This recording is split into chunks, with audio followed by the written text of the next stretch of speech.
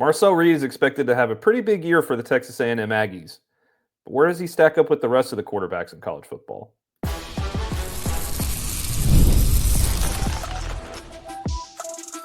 You are Locked On Aggies, your daily podcast on the Texas A&M Aggies, part of the Locked On Podcast Network, your team every day. Welcome in. I am your host, Matt Galatzan. You are Locked On the Texas A&M Aggies. Thank you for making Locked On Aggies your first listen every day. Today, I am joined by my good buddy and one of my writers over there on Texas A&M Aggies on SI, Harrison Reno. Harrison, welcome to the stage. We are getting about a little over a month away from the college football season. So there's a lot of excitement going around any college football program, but particularly in College Station, because the expectations are high in Aggie land. And one of the reasons that we are, pretty excited about this football season and why those expectations are so high is because of all the returning talent that is coming back to Aggie land. They have arguably the best running back room in college football. They rebuilt that receiver room with some serious talent with Casey Concepcion, with Mario Craver, Jonah Wilson from Houston. They got Terry Bussey coming back, arguably the best offensive line in the conference as well. And we haven't even started talking about the defense yet. But another pretty important piece of that is Marcel Reed. He exploded onto the scene last year for the Aggies after replacing Connor Wegman. And now heading into his first full year of the starter, we think he's going to take a step forward. At least I do. And, this is an interesting year in college football as well, because there's a lot of quarterbacks that are coming back and taking over these teams that are rather inexperienced rather. Arch Manning, Julian Sayin, DJ Lagway. You could go on down the list. A lot of these contending teams have some new quarterbacks. Texas A&M knows what they have in Marcel Reed. Recently, The Athletic released a list of their quarterback rankings, and I want to get your opinion on these as we go forward. They kind of divided it up into tiers, and the first tier, we'll just go tier by tier. We'll go with the first tier, and then we'll wait to see where we get to Marcel Reed, and then we'll talk about whether or not we think that that's too low or too high or whatever the case may be. Tier 1 is 10 quarterbacks long, and it is Cade Klubnik from Clemson, Garrett Nussmeier from LSU, Lenore Sellers from South Carolina, John Mateer from Oklahoma, DJ Lagway from Florida at number 5, Drew Aller from Penn State at number 6, Sam Leavitt from Arizona State at number 7, Kevin Jennings from SMU, bit of a surprise, Josh Hoover at TCU at number 9, and then Arch Manning at number 10. I think that, I don't like the way that this is already going so far. I think that these names are a little bit jumbled up and in the wrong order. And some of these names should be higher. A couple of them should be lower. But we haven't even gotten to tier 2 yet. I mean, tier 1's kind of a mess, isn't it? Yeah, and I'm just looking over at the how they've ranked it, and they say tier 1 quarterbacks. This is their description for who they put in tier 1. Most talented quarterbacks in the country with the highest ceilings. They can carry their team and are often the biggest keys to victory. Many in this tier find themselves in the Heisman Trophy conversation. In terms of carrying their team, there are certainly a couple quarterbacks that I would not put in this tier if that's a prerequisite for this, but we might have to touch on that later. Okay, so let's kind of dissect this. Yeah, well, actually, that's a good idea. We'll go on to the next tier, because this tier is also a little bit interesting, and it includes a former Aggie in it as well. So tier 2 is Sawyer Robertson at Baylor at number 11, Carson Beck from Miami at number 12, Luke Altmaier from Illinois at 13, Rocco Beck from Iowa State at 14, Vanderbilt's Diego Pavia at 15, and former Texas A&M Aggie Haynes King, now at Georgia Tech, at number 16. We still haven't gotten to Marcel Reed. I don't know. I'm a little bit baffled by this as well, especially considering that, and this is a point that you made to me before the show, there's a couple quarterbacks in here who don't particularly throw the football very well. No, I mean, both Pavia and King are both in systems that are essentially running the option out of shotgun most of the weeks. If you go watch the 8 overtime game last year versus Georgia, Georgia Tech had Haynes King running the ball probably just as much as they had him throwing with the ball. Very, very old school in that sense. I don't think they play the position particularly well. I mean, if you go look at the quote that they had from one of the, I guess, the coaches, anonymous coaches, always love a good anonymous quote. He said, and I quote, "I hate the way he throws, but he's an effing competitor."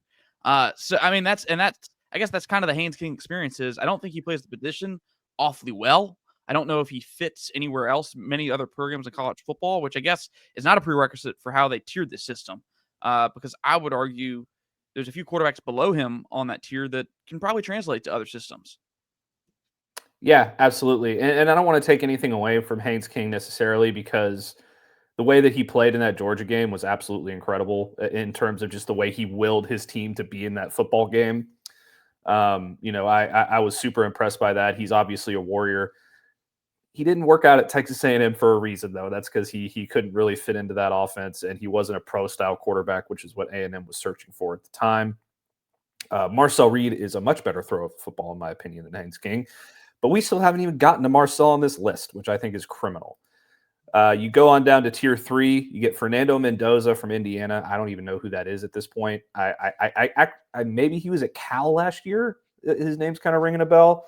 Darian Mensah, the new star quarterback that pushed Malik Murphy out at Duke at number 18. Nico Iamaleava at 19.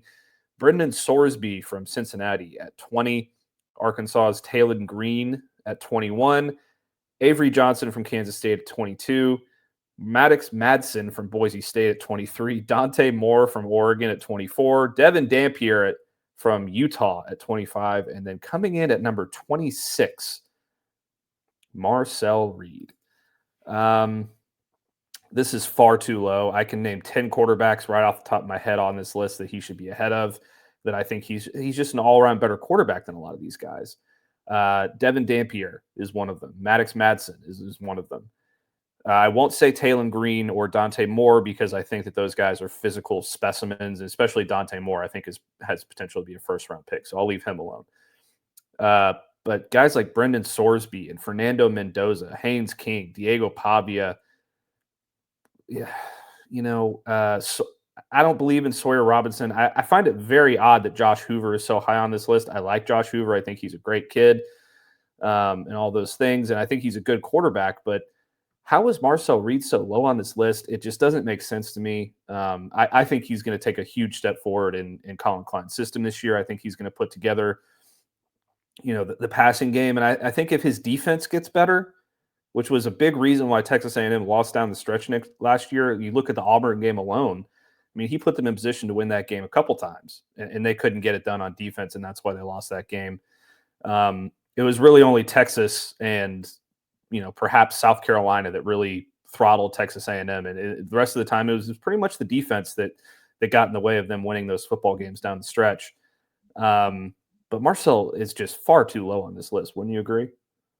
Yeah, I think there's some of these I think when you talk about playing the position, which I guess is not really part of this conversation in terms of the tier system, I think he plays the position better than a lot of these guys. And frankly, Matt, there's some guys above him that I've not even watched play football at all in college. You have not caught me watching Maddox Madsen. I guess he was on that team last year, so I guess I've seen him in the game. But when I watched Boise State, I certainly wasn't watching quarterback play. I tell you that. Another guy, I don't know if I watched a Cincinnati game last year. I obviously know Avery Johnson, seen Avery Johnson play. That's a Colin Klein guy right there. But yeah, I'm with you. I think there's a few guys on this list that I would say you probably need to give Marcel Reed the benefit of the doubt over, at least to start the year. But I will say, in terms, while we may disagree with how low he is, I will say this. I do think there is tremendous potential for him to climb. I think coming into next year, it will be interesting to look back on where he finished compared to where he started this year. I mean, to me, I don't think it's out of the realm of possibility to expect Marcel Reed to be in the upper tier of tier 2 at the end of the season, because when you look at their description, tier 2 is winners who have proven their mettle. They can carry their team but have limitations when it comes to certain traits or question marks about their consistency. I will say this. I do think Marcel Reed did carry his team a little bit last year. You go look at some of the games he played in. He kept them alive in a lot of those games. There's 2 games that you mentioned right there. You go look at the LSU game. Anna was not going to win that game unless they turned to Marcel Reed in that game. Garrett Nussmeier was going to somewhat will his team to victory in that one until Marcel Reed came in there and changed the game. I really like the opportunity to climb because I do think he is going to play the position really well this year. I think they've done a lot to surround him with more talent. I mean, I went back and watched the Texas game on tape just the other day, Matt, from the Aggies offense perspective. I can't tell you how many times where Marcel Reed gets to the top of his drop and there's nobody open. There's no separation. And, you know, when he was able to get out of the pocket with his legs, he could make a play. But there was also times where Texas rush had him contained, you know, kept him down, didn't let him get out and go make a play downfield. So I like the ability to climb up these rankings, but I'm with you. I think for what he had to go through last year in terms of not having maybe the talent around him that some of these other guys did, I thought he played pretty well considering the circumstances. Yeah, I totally agree. And you talk about the talent that they've added around him. It is going to be a lot different of a situation. I think by the end of the year, he's going to be probably a top 15 quarterback in college football, right there on the upper echelon of tier 2, like you mentioned. But speaking of that returning talent, you know, there's a lot of guys that are coming in that are expected to play big roles. And we've heard of KC Concepcion. We've heard of, you know, a couple of these other guys, but who are the guys that are going to step up and become, you know, the guys that we're not thinking of that are going to make a difference next year? We'll talk about that next year after our break.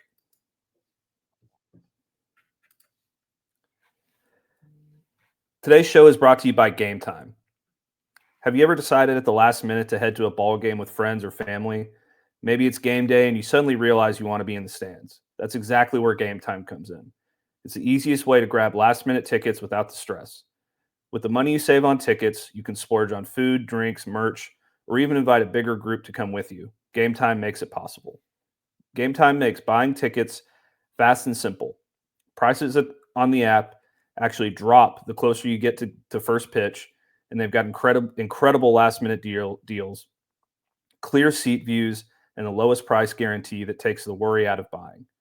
Gametime is the official ticketing partner of Locked On MLB, making it easy to browse the app for an exciting upcoming MLB game, like the Astros' upcoming series. Take the guesswork out of buying tickets with Gametime. Download the Gametime app, create an account, use Locked On College for $20 off your first purchase. Terms apply. Again, create an account and redeem code Locked On College for $20 off. Download the Gametime app today. Last minute tickets, lowest price guaranteed.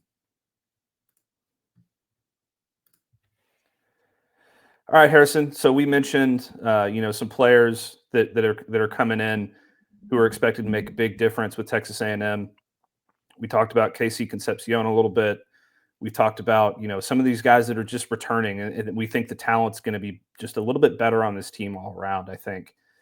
Yeah, they lost a couple picks to the NFL draft. They lost Nick Scorton. They lost Shamar Stewart. They lost Shamar Turner. But outside of that, a good bit of this talent is returning.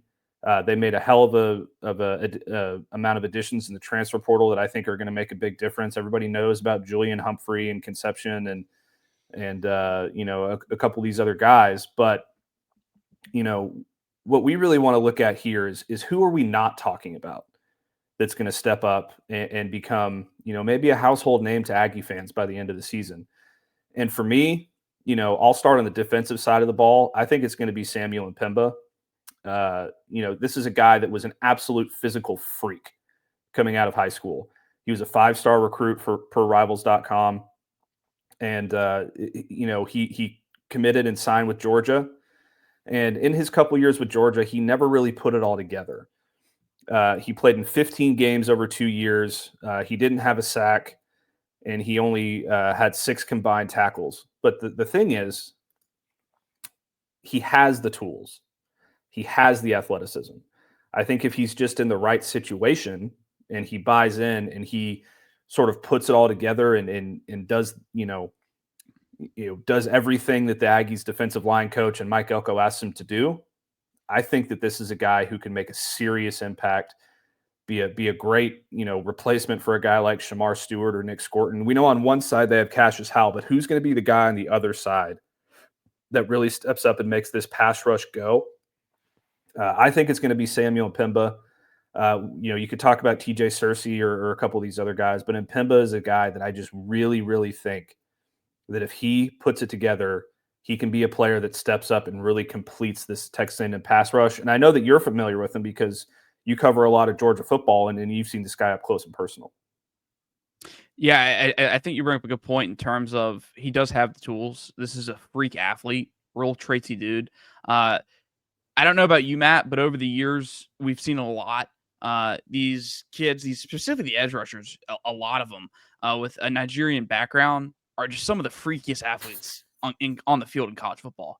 And this is one of them. This is another, like you said, another traitsy guy, somebody who's going to come in, already has the physical part down, maybe just needs to put the technical part of playing the position down. To me, Matt, and I don't think this is a 1-for-1 comp by any means. I'm not saying this guy, Mpemba is going to go on and become a first-round pick because he has some work to do. But to me, it does sound like Shamar Stewart a little bit. When people talk about Shamar Stewart and his end product, that was a traitsy guy. That was a guy that won with his physicals. And when the NFL evaluators looked at him, they talked about maybe he didn't have the biggest bag in terms of pass rush, but it's somebody that can coach and develop into being a really good pass rusher at the next level. I think in terms of the description for Sam Mpemba, I think it's much the same.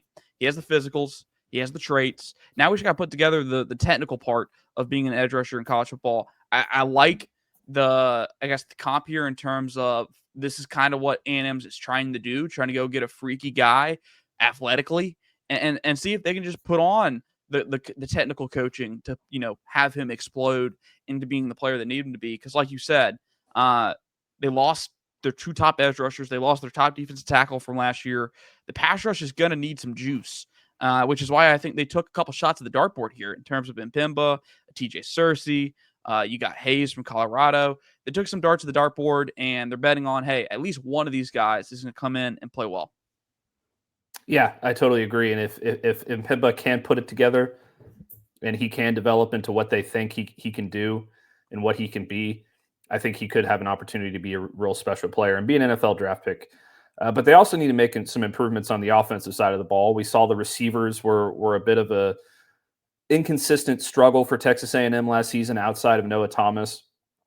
Mark, like you were talking about it just in the last segment, Marcel Reed would drop back and nobody would be open, especially against the tougher defenses like Texas and Notre Dame and a couple of these other games where, Notre Dame was more of a Connor Wegman issue, but his receivers weren't getting open either. And it was kind of the same bag. They brought in a lot of guys. Casey Conception is one of them. Mario Craver is another. And I know that you really like Mario Craver as a guy who can step up on this football team as well. Yeah, I mean, it's somebody we heard Mike Elko talk about at SEC Media Days. And really not somebody I was quite familiar with coming into the offseason in terms of I didn't know exactly what they were getting. I knew he played at Mississippi State. I realized he was a freshman last year. So it's really hard to tell exactly what the Aggies are getting. But you go back and you look at what Mike Elko said talking about, they desperately needed somebody with speed, somebody who could take the top off the defense. And that's essentially what they're getting with Mario right now. This guy's first play of his college, or the first reception of his college career, was a 54-yard touchdown pass where he just ran by everybody in the secondary. The Aggies need guys who can create separation, whether it's a guy that's 5'10", like a Mario Craver, or it's a guy who's 6 foot and above, like a Kevin Concepcion. They need guys who can get separation, period. Whether it's over the top, intermediate, short intermediate, got to get separation. I think Craver can do that. The one thing that Elko talked about is they really want to see him become a more complete receiver, not just a guy that, we're going to say, hey, go long, go outrun everybody. I think this guy's being a little underrated in the terms of when you talk about the receivers, you're talking about Kevin Concepcion because that's the proven asset. Whereas Craver only has 354 yards in his career right now. And I think the one thing that you can bank on with Craver, and it's just given what the Mississippi State offense is, they're kind of one of those spread them out air raid systems, those veer and shoot offenses. When you go look at their splits and all that, he has the speed. I don't think that's a question at all. Now the question just becomes, can A&M find a way to refine it and to use it that puts him in the best positions to win? Because I really think that's what it's going to come down to, because I think you can get creative with Concepcion, let Craver go be the guy to go be an explosive play outlet. Yeah, I totally agree. And if you just kind of look at his game log last season, it was a lot of chunk plays, right? But in the middle of the season is when he really started to come into his own, and against really good football teams make a difference. He had 3 catches for 62 yards against Florida on September 21st. Then a week later against Texas, he had 1 catch for 46 yards and a touchdown. Or he had 1 catch for 46 yards. He also had a rush for 10 yards. Against Georgia, 2 catches for 75 yards. Against Texas A&M, they saw him up close and personal. 5 catches, 42 yards, and a touchdown. So this guy, against the highest levels of competition, was really starting to come into his own as a big play threat. Now, if he can just put it all together, I think he's going to have a really good opportunity to be one of Marcel Reed's go-to guys. It starts with route running and getting separation and operating in the middle of the field. I think that those are things that, Texas A&M is obviously going to want to work on with him. But if he can do it, then he's going to be a guy that you look up by, week 8 or week 9, and he's right there with Concepcion and potentially somebody else, maybe a Terry Bussey as one of this team's top options, and a guy who's really being an impact player. And speaking of Terry Bussey, Mike Elko also talked about him a little bit at the San Antonio Coaches Club. I believe that was yesterday, and he had some interesting comments about Bussey. And we're going to talk about that and where we think he's going to fit into this offense up next after this break. All right, Harrison. So we've been talking a lot about receivers so far on this podcast, and Concepcion is a guy that everybody expects to have a good season. Mario Craver is a big play guy that we expect to take a step forward. Jonah Wilson is a guy from Houston who, was a highly rated recruit coming out of high school, and he didn't really hit the ground running with Houston. He's going to have a new opportunity with Texas A&M, but a guy that is kind of sliding under the radar in this conversation for a lot of people, is arguably the best athlete on the team, and that's Terry Bussey. This is a guy who is a 5-star recruit coming out of a 2A high school, very small school in Texas, and people were really, really excited about him. He was the number 1 ranked athlete coming out of high school.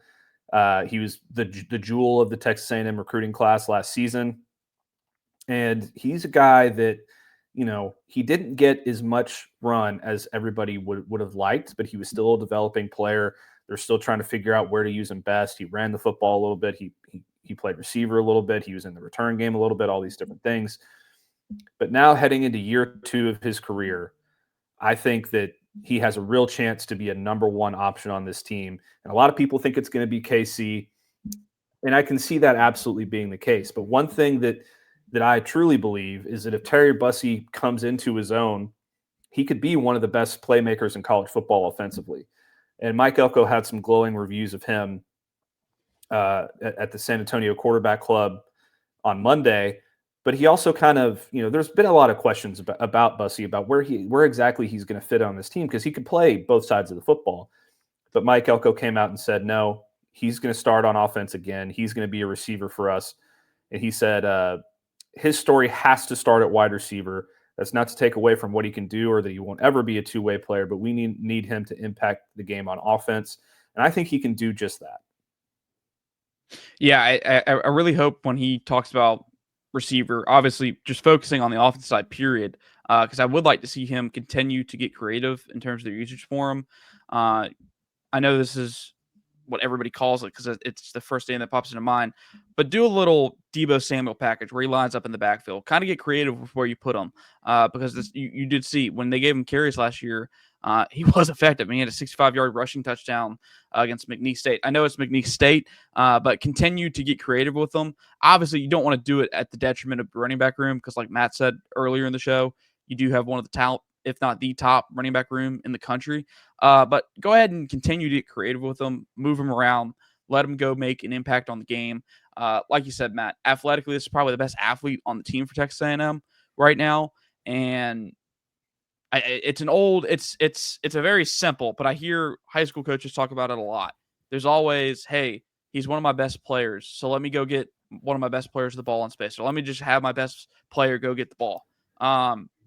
Do it with Terry Bussey. Put them out in space and let them go create. I think that goes for a lot of these receivers is they got to figure out ways. If these guys can't separate consistently on their own, then as a coordinator, you got to get creative and start helping them separate, do things that get them natural separation. Because really, if you look at it, they really only had one true consistent separator last season, and that guy's no longer on the roster, and Noah Thomas. They have to find the guy that can do that consistently and go make plays downfield. Obviously, if Concepcion gets back to form and we talk about guys like an Isaiah Williams, Mario Craver, play out how you kind of expect them, it doesn't hurt to have a fourth guy in Terry Bussey. That just gives you more depth to really go be a problem for these offenses or for these opposing defenses that A&M will face on the schedule. Yeah, absolutely. And, I like the shout that you gave there about a Deebo Samuel type role for him because, last season they wanted to use him at receiver. They wanted to use him at running back. And he was pretty much evenly used in those situations.